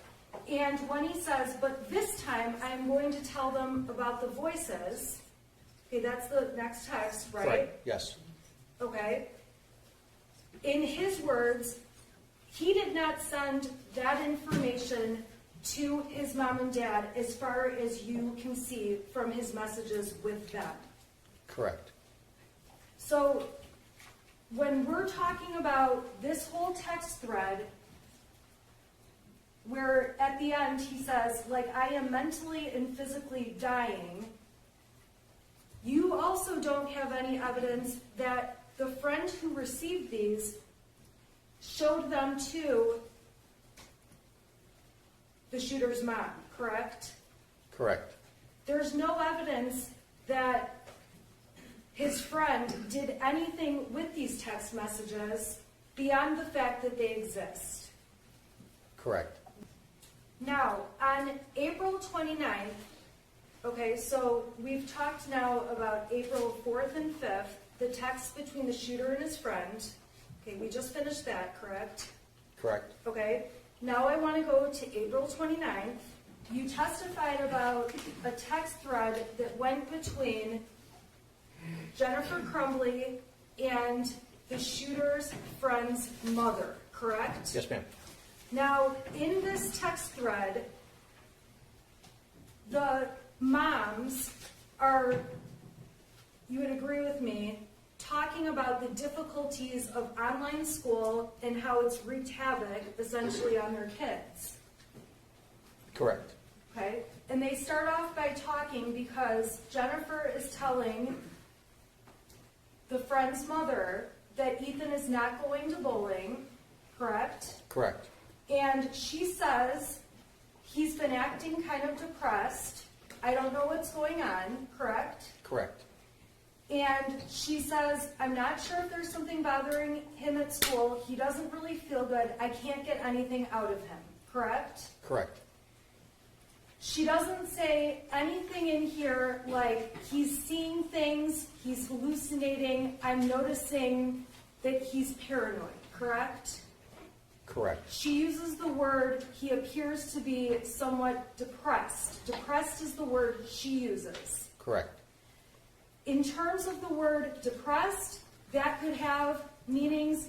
Objection, speculation. He's not going to explain what being depressed means. Well, that was actually my exact question, was just, you can't explain what it means. That was my question. It means different things to different people, different professions. Right? You answered my question. That was my question. Thank you. Okay. I'm sorry, may I continue? Yes. Okay. So then they're talking about how the shooter and his friend are happy when they're together, and Mrs. Crumbley was concerned, based on these text messages, that there had been something going on between the shooter and his friend, but it's clear that's not an issue, correct? Correct. So these text messages, Mrs. Crumbley is, you would agree with me that overall, she is indicating an interest in figuring out what's wrong with her son. She's pointing out things that she's aware of. Okay? And this text thread, there are more texts between Jennifer Crumbley and the friend's mother, correct? Correct. And there's one other set that we're going to talk about, but this evidence about, there's not any further explanation of what the word depressed means in the messages or not, correct? Correct. The next set of text messages with the shooter's friend's mother were admitted as Exhibit 105, and we can agree these are months and months later, in October of 2021, correct? That's correct. On October 31st, there is discussion between Jennifer and the shooter's friend's mother about the decision they had to make to send the friend away, correct? There wasn't discussion. She didn't reply back to the 4th of November, but Jennifer texted her or sent a message to her. Okay, send a message to her asking how they're doing, saying they're thinking about them. Correct. Okay, and the friend's mom writes back talking about how hard it is. I appreciate you checking on our family, those kind of things, correct? Correct. And in these texts, Jennifer mentions, I know Ethan misses him, meaning his friend, correct? Correct. And she's asking just how things are going for the friend who's away. Correct. Okay. Now, at the end of these text messages, there's a few texts from December of 2021, correct? Correct. Now, those text messages are not about anything related to the shooter being sad or depressed, correct? Those text messages are after the shooting has taken place, correct? Correct.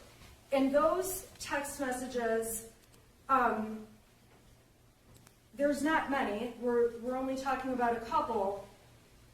The friend's mother asks if Ethan is safe on November 30th, correct? Correct. So on the day of the shooting, when the friend's mother asks at 3:47, is Ethan home safe? It would be fair, and if you don't know the answer, you can tell me, it would be fair to assume she's asking, is he safe from the shooting? He can't answer that question, and these are Facebook messages, not text. Yeah, he doesn't know. Okay. So Jennifer Crumbley says, I'm sure you've seen the news, and ultimately says, I'm sick to my stomach, correct? Correct. And she mentions to the friend's mother that they're getting threats all over social media, which is something we talked about earlier, correct? Correct. And she also says that they're staying in a hotel because the news is camped out at their house. Correct. Yes? Yes.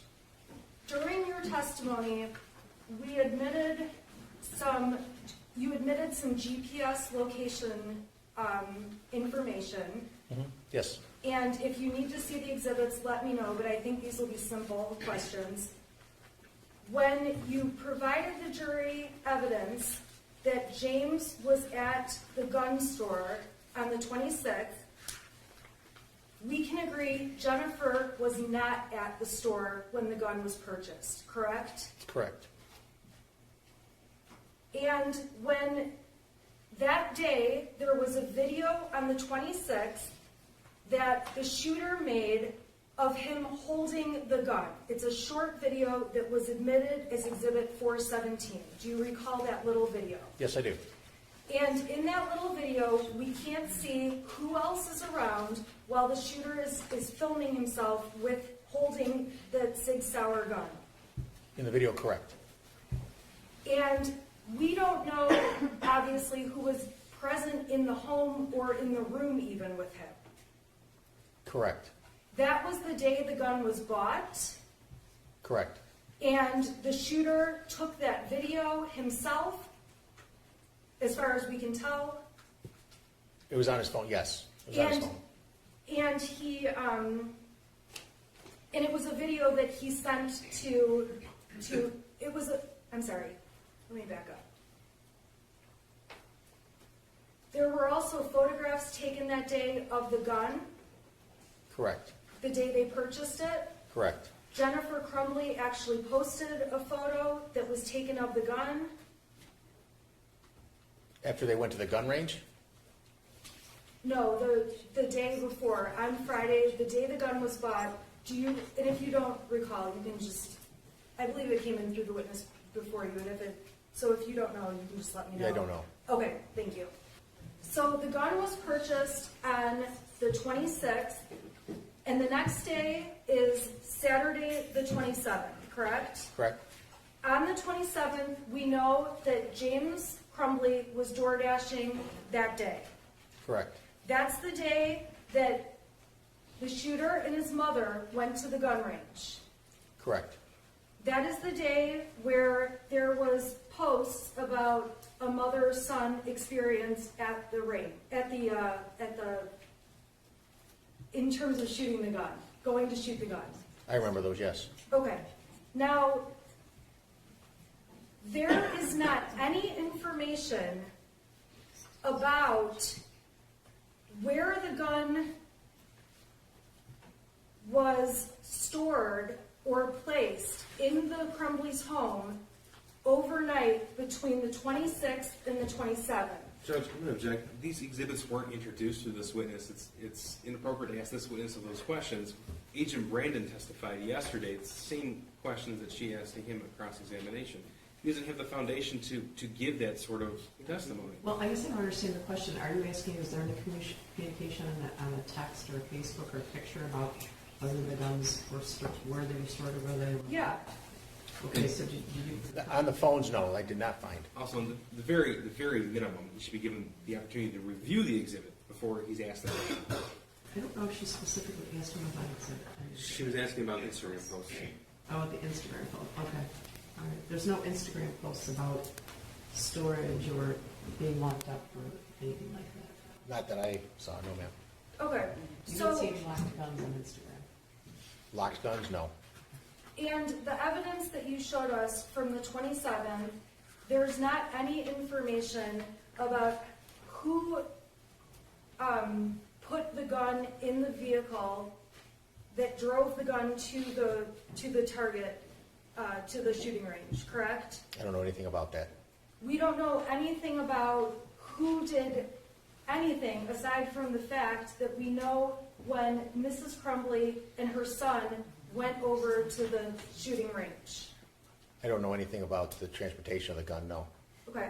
We know when they got to the range that Mrs. Crumbley and her son went in and they shot some targets, correct? Correct. Just We- Well, the ATF guy testified to that, do you know that? What, He- what, Video? I do know the video, yes. Oh, The okay. gun range video? All right, I have seen it. okay. Okay, and in terms of the text messages and all the evidence that you have reviewed, from the night of the 27th to the 28th, there are not any text messages or Facebook messages about where the gun was that night, where it was in the home, where it was in general, correct? Correct, I don't know anything Okay. about that.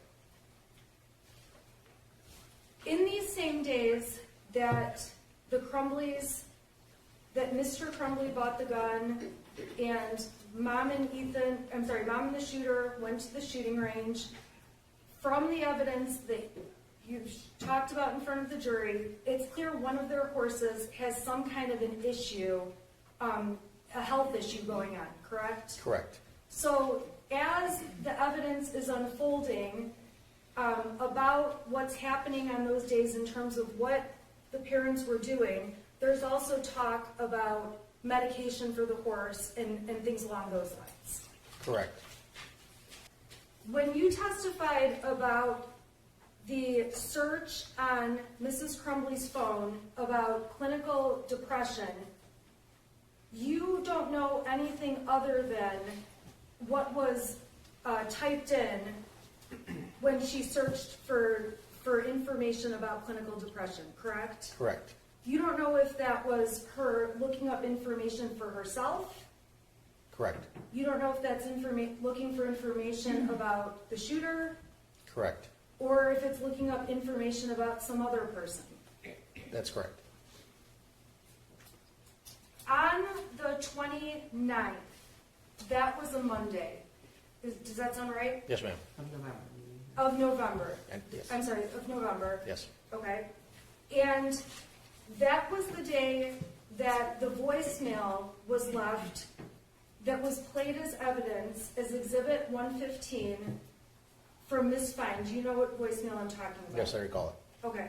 So going a little bit backwards, that day, on that Monday, the voicemail indicates that Ethan was caught looking at bullets on his phone, correct? That's correct. The voicemail, we saw lots of evidence, was left on Jennifer's cell phone. Correct. We know Jennifer Crumbley listened to the voicemail. That's correct. We all heard the voicemail. Correct. And the voicemail did not ask Jennifer Crumbley to call back, to return the phone call, correct? I don't believe so. That message indicated that Ethan was not in any trouble, but the teacher Miss Fine wanted to make Mrs. Crumbley aware that Judge, they the had a exhibit discussion. speaks for itself. He can't interpret the exhibit. Yeah, that's the best evidence of what was said, right? Okay. You can have all the exhibits, so you can listen to it again. Thank you. Yeah. I can play the exhibit. I'm just going to ask about one quote, and if I need to play the exhibit, then I'll play it. Okay, let's hear the question. At the end of the voicemail, Miss Fine says that it's perfectly normal and healthy. I can't remember what she was referring to when she said that, but I do remember those words. Okay. The tone of that conversation was not one that, well, I'm sorry. The content of that conversation did not ask Mrs. Crumbley to come over to the school or anything along those lines, correct? Correct. And then we did see evidence that you testified about showing that Mrs. Crumbley asked her son about that voicemail, correct? Correct. And her text to him was evidence we saw as Exhibit 117, where she writes to her son, seriously, bullets, correct? Correct. And we saw the exchange in Exhibit 117 the shooter writes back to her, I'm in no trouble. Correct. Judge, counsel has to show the witness the exhibits I can do that. I'm sorry. in the entire exhibit. Okay, we'll do the whole thing. All right, so this is exhibit 117. And as I asked, and I think you already answered, it starts off seriously, looking up bullets in school. Correct. And the Jennifer's son responds, I already went to the office for that. He admits he was. We can agree that's the content of this conversation, correct? Was that he went to the office for that? That's the last thing you said. He says that I already went to the office for that. Yes, correct. Okay, so I'm moving down, and he's explaining, or at least texting, what he was looking up and saying it's because he was curious. Correct. In his words, he says, completely harmless. Correct. Jennifer told her son the school left me a voicemail, correct? Correct. And asked her son, did you show them your new gun? Correct. And obviously he says, no, he did not, and says, I did not show them the pic, my God. Correct. Again, says it was a harmless act, Correct. gives more explanation to her, Correct. and ultimately, at the end of the conversation, he asks if he can hear the voicemail later, and she says she saved it. Correct. The evidence that was admitted as Exhibit 118 shows there was a conversation between James and Jennifer Crumbley about the issue with the bullets at school. Correct. We went through the timeline from November 30th, 2021 in great detail earlier. You would agree with that. Correct. And obviously, you've collected all of the information you could from the 30th off the cell phones of James Crumbley, Jennifer Crumbley, and the shooter to look at in your investigation. Correct. Okay, you're aware that Jennifer and James Crumbley went to the school. We saw the video of them walking in for the appointment, correct? Correct. You're aware they met with Sean Hopkins. Correct. You're aware there was conversation in a meeting. Correct. You did not, at any time, seek the messages off of the devices of Mr. Hopkins, correct? That's not for me to decide. That's the officer in charge of the case to decide what to collect and bring to me to get data for them. Okay, so that's not something you did. That's my only question. It's not something that we would do in computer crimes, correct? Now, when the text was sent at 9:31, the first thing that Mrs. Crumbley, that we can tell she received that morning that was of alarm, was the altered math sheet that the shooter had written on, correct? Could you pull it up real quick just so I could see? Sure. So that was Exhibit 123. Correct, okay. Okay, so Exhibit 123, now, when we say altered math sheet, the shooter initially wrote things on a math paper that was introduced as a different exhibit. It was introduced as Exhibit 74. And I'll open that up. So I've got Exhibit 74 on the right, and we can agree that was initially what the shooter wrote on his math paper. Correct. And after writing all the writings on Exhibit 74, he added to the math paper and added the things that we see on Exhibit 123. Correct. Now, the first thing that Mrs. Crumbley receives is Exhibit 123, which is the altered drawing, correct? Correct. And in terms of what's on the drawing, it speaks for itself, but it has things like, I love my life so much, harmless act, we're all friends here. It has a bunch of of writings like that on there, the jury can see what's on there. It speaks for itself, fair to say? It does, yes. Okay. And when Mrs. Crumbley got that, we know that she immediately, because we have the timestamps, sent Mr. Crumbley a message to let him know that something was going on. Correct. And in the text messages, or Facebook messages, which were admitted as Exhibit 125, and I'll put it up, Jennifer's first message at 9:33 says, "Call now," now being in capital letters, correct? Correct. And emergency. Correct.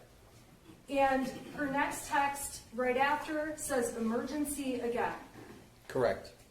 Then we know that Mr. Crumbley texts back. Correct. And that's in a separate, it's further down in the thread. And his response is, "My God, WTF," which stands for what the fuck, correct? Correct.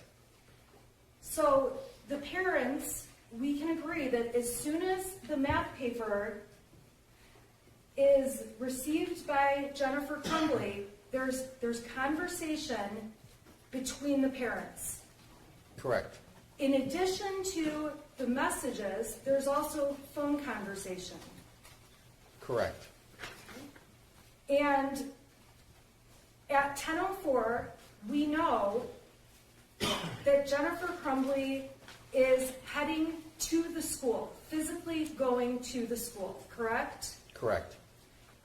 At 10:05, we can see she's sending texts saying, "I'm very concerned." Correct. We know, obviously, they get to the school and have a meeting with the counselor. Correct. And we know that that meeting only lasted 12 minutes long. That was your testimony. Correct. We don't have any kind of record or recording of that meeting in the counselor's office. Not that I've made aware of, no. Correct. After leaving the counselor's office, we have the text messages that Jennifer Crumbley sent Kira Pennick. Correct. Okay? We have text messages that Jennifer Crumbley sent Andy Smith, which were introduced and admitted. Correct. And it's fair to say that Jennifer Crumbley is telling at least those people about what's going on with her son, or that she's dealing with something. Correct. Now, we know Jennifer Crumbley goes back to work. We saw the exhibit showing her re-entering back at her office. Correct. Okay? And we know that at some point, there's obviously a notice out that was admitted. The Oxford High School has there's an alarm of an active shooter, correct? Yes, correct. Upon hearing that, we saw all of the evidence about Mr. and Mrs. Crumbley heading back to the school, correct? Correct. And all of that evidence speaks for itself in terms of the timeline of events that happened. And you went through those times on the record already, so we don't need to do that again. Correct. In those messages, there was not anything from Jennifer Crumbley saying anything along the lines of, "I think Ethan might shoot people today." It's actually the form of the question, anything along the lines. Okay, I'll rephrase. Everything we've gone through, there's not more text messages that this jury's not seen. Is that a fair statement? On November 30th. On November 30th. Correct. Okay. And we can see the messages that Jennifer sent over to her son at the time. You introduced those when you testified. Correct. And there's various exchanges. obviously between them that speak for themselves, and the jury can read those, There were changes, yes. okay? And there is a message that says, ultimately from Mrs. Crumbley, and if you need to see it, you can let me know, Ethan, don't do it. After he was in custody, yes. That message was sent. And at the time that message was sent, we don't know what Jennifer Crumbley knew in her head. Correct. All we can do is look at the evidence and read what's before us and what's been admitted in the testimony. In the text messages? Yes. Correct. You testified about alarm images in exhibits 149 and 150. Do you recall that? I do, yes. Okay, so I'm gonna just put up 149, and I just wanna make sure I understand this correctly. This was an alarm clock on the track phone, is that right? Correct. So this is an alarm clock set for 6:30 in the morning and 6:45 in the morning that would have been for Saturday, December 4th. Correct. Is that accurate? Yes. Okay, so these alarms, from what you can tell, were set on the day before, on the 3rd. Correct. Okay. And then again, there was some testimony, and I believe we've mostly covered this. Ultimately, when you looked at the cell phone, between Jennifer Crumbley and Kira Pennick, you testified, I believe, that there were 26 messages still on the phone. Correct. And from the data, you could see there was actually 4,047 that existed at one time between them. Correct. So obviously, many messages had been deleted between Kira and Jennifer Crumbley by Jennifer Crumbley on her phone. That's correct. And again, there's not any texts or anything that have explanations about deleting things. All we know is that they were deleted. Correct. You said yes. May I have one moment, please? There are some messages that say that they are unsent. What's the difference between unsent or deleted? Deleted would tell me that it's just not there anymore. You would delete the message that says it was unsent even. Okay, so the unsent messages, it's possible for someone to send a message to someone else, but before it's received, to unsend it and recall it back. Is that a fair statement? I believe also if it was received, that you can unsend it, you can pull it back, yes. Okay, and throughout some of the evidence we've seen, it appears that messages were unsent at times. Correct. I have nothing further. Tell me how long you need for redraft. I'll finish today. Okay, Just give me a few minutes. all right. Okay. Now, let's talk first about the deleted messages on the message between Jennifer and Brian Maloche. So when you looked at the return, it didn't just say unsent, it had the red X insignia next to it. What does that signify to you? That it is deleted. Okay, so clearly Jennifer Crumbley knew how to delete those messages. Correct. Okay, and in fact, she deleted ones that said, "We're on the run again," That's correct. and "We're fucked." Correct. Okay, and I want to talk to you just really quickly about this word right here. It was a harmless act. Does that signify anything to you? Yes, it does.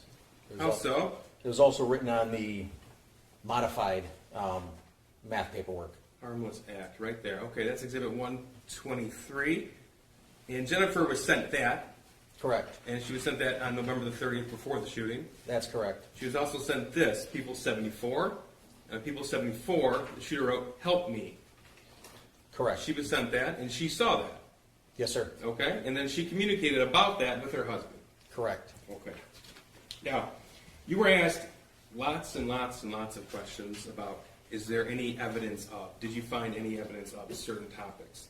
So, specifically with deleted content, you can't tell if there's something that was deleted but unable to be recovered by search warrant. That's correct. And we've already established that Jennifer Crumbley knew how to delete. In fact, she did delete certain messages. Correct. All right. And one message in particular she deleted to Kira Pennick was that picture of this drawing. Correct. Okay. And speaking of that exhibit between Jennifer Crumbley and Kira Pennick, that's People's 130. In those exhibits, they're in front of you if you want to look at them. There's about 28 pictures. They're screenshots. So there are many communications regarding her horses. Yes, sir. Okay. So one of the first things she does after the meeting, is say, I can't, or after the shooting rather, is I won't be able to make it there tonight. Is that correct? I believe that's correct. I can look it up. Take a look.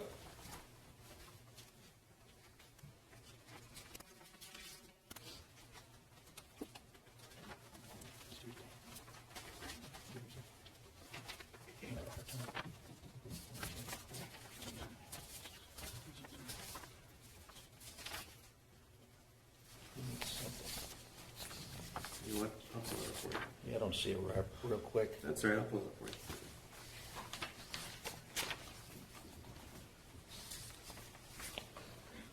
$2:36 p.m. Kira, I won't be there tonight. Okay, it's on the screen. Okay. That's part of Exhibit 130.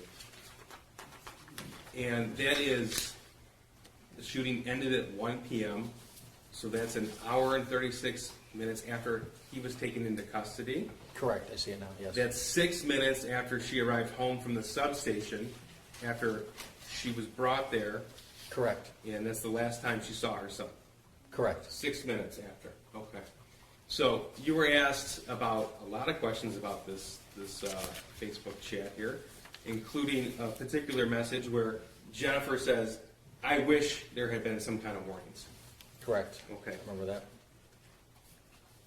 But she sent this to Kira, and this is the picture where he said, help me, with the picture of, where he wrote, help me, with the picture of the firearm. Correct. Okay. And she deleted that, though. She later on deleted that particular text that she sent to Kira. Correct. Now, you were asked a lot of questions about this big stack of these messages between James and Jennifer Crumbley. Do you remember those questions from council? Yes, sir. Okay.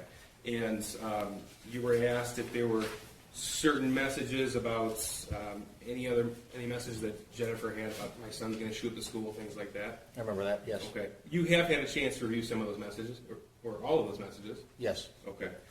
Was there anything in the messages indicating they were going to take him to see a therapist? No, there was not. Anything in there indicating they were worried and they wanted to take him to see a psychiatrist? No, there was not. Was there any time they tried to set up any mental health counseling? No. In the phone logs or text messages from the period after the school meeting till the shooting, were there any indications that they researched any mental health professionals? No, there was not. Did they call any counseling offices? No, they were. No, Did they they did call not. any psychiatrists? No. I'd like you just referring to that message, and Judge, for the record, again, I'd like to omit the entire thread as Exhibit 423. That's the entire Facebook thread between James and Jennifer Crumbley. I'd like to have that available for the jury if they want to look at that. Okay. Certainly. Sir, if you could, referring to what would be Exhibit 423, contrast for the jury, please, the amount of time and messages between James and Jennifer Crumbley regarding their horses with their messages regarding their son. Your Honor, I would object. There needs to be a foundation that he can even determine this or has data to support this. Sure. Did you look at the messages? I looked at the message. Yes. Okay. Are you able to contrast the amount of time and messages between James and Jennifer Crumbley regarding their horses Your versus Honor, their I son? would object. This is misleading and speculative, and It's- there's been lots of talk about things that have been deleted, that we don't have all the messages. So I would object, Your Honor. Judge, for the record, the point is that counsel asked, is there any evidence of? When Okay. this witness has already testified to things are deleted, and he's going to testify what's actually on thread. Correct. 423 is going to be admitted, so it can be argued later. I will withdraw my objection. Could you contrast for us the amount of messages between James and Jennifer Crumbley regarding their horses with the messages regarding their son? I would say there was a vast majority of just discussing their horses and putting ointments on their legs and getting the vets to see them. If I had to put a number on it, it'd be upwards of 75-80% of the conversation. Over what period of time, if you know? With that volume right there. Oh, okay. When does that start and when does it end? It's early in 2021. Early 2020. Okay. All right. Thank you. Now, what about the percentage of time expressing concern over their sons? Up Your until, Honor, I object. This is speculation, and there's no way for, he doesn't have data on this. Do you have data on this? just the conversation after the pictures were sent, that they drew in on the math paper, and there's a couple other conversations about him having a headache and that, but other than that, I can't remember any more conversations. So I have some data. You're gonna make us listen to data? No, on well, Friday this at- is just the one question. Search of his name. Does this sound right to you that Your Honor, I object to leading this witness into this. If he has data, he can testify about it. If he doesn't have data, this is Judge, inappropriate. people are entitled to believe That's if it not a will? legal question. Okay. If you were to put a name search, because it's a PDF, right? So you can do a name search. Correct. And if you were to do a name search of their son, you could find how many times their son was mentioned. That's correct. Okay? And if you were to do a name search of either their horses' names or horses, you could find how many times that was mentioned. That's correct. Okay. Your Honor, this is going so far beyond the scope of, No, it's not. This is, you asked about this. You asked about this. Okay. Yeah. Okay. Would it surprise you that it's thousands and thousands and thousands different? It would not at all. Thank you. Now, you, sir, were asked a lot of questions about March 9th, March 8th, March 17th, March 19th, and March 20th. It's that area spring of 2021 that we talked about where the defendant's son was text messaging his mother and where James and Jennifer were at. Correct. Yeah, Okay. I remember, yes. So you were asked specifically, are you able to tell if Jennifer Crumbley saw those messages come in? You remember those questions? Yes, I remember those questions. Okay. I want to make clear that all of that information, all that evidence that was admitted on those days came from Jennifer Crumbley's original phone. Correct. Okay. So, if she wouldn't have received it because either her phone was off or no service, it wouldn't have had the same timestamps that we see in here. Correct. Okay. So, the timestamp of 6:03 on her phone, the exhibit, that means that's the time it actually got to her phone. Correct. Okay. And let me ask you something, sir. I don't think you need to be an expert to identify this, but when you take a picture, do you have to open your phone? I mean, you have to access you have to take the picture, yes. Right. Do you have to look at your phone? Not necessarily, you just push the button on the You have to side. hold it up and push a button. Correct. Okay. And so when we have pictures on Jennifer's phone from the exact same time that her son is sending her text messages, what does that tell you? That she would have seen them. Right. Now you were asked about the alarm sent on December the 4th of 2021, and it was up on the screen. It's an exhibit. I remember.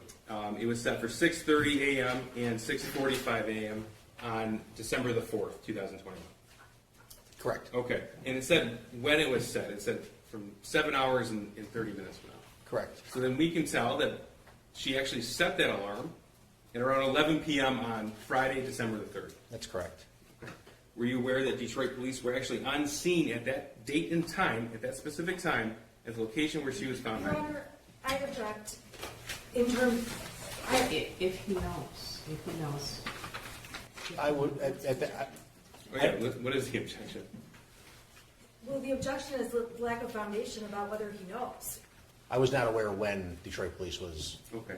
You were aware that they were on scene that evening? yes, I was. Yes, I am. You were also asked about what counsel referred to as threats and her, Jennifer Crumbley, receiving threats. You remember those questions? Yes. Okay. And you didn't just review the Facebook messages between Jennifer Crumbley and Kara Pennock. You also reviewed other Facebook messages, other chats. Is that right? That's correct. Okay. And including the chat where she was communicating with a neighbor of hers on East Street, and James and Jennifer Crumbley met her at the Red Naps in Oxford the night of the shooting to exchange pet food. I remember that. Okay. Now, how close is the Red Naps to her home? It's just down the road. It's right in downtown Oxford, Yep, right? correct, Like a block away. correct. Not that I recall.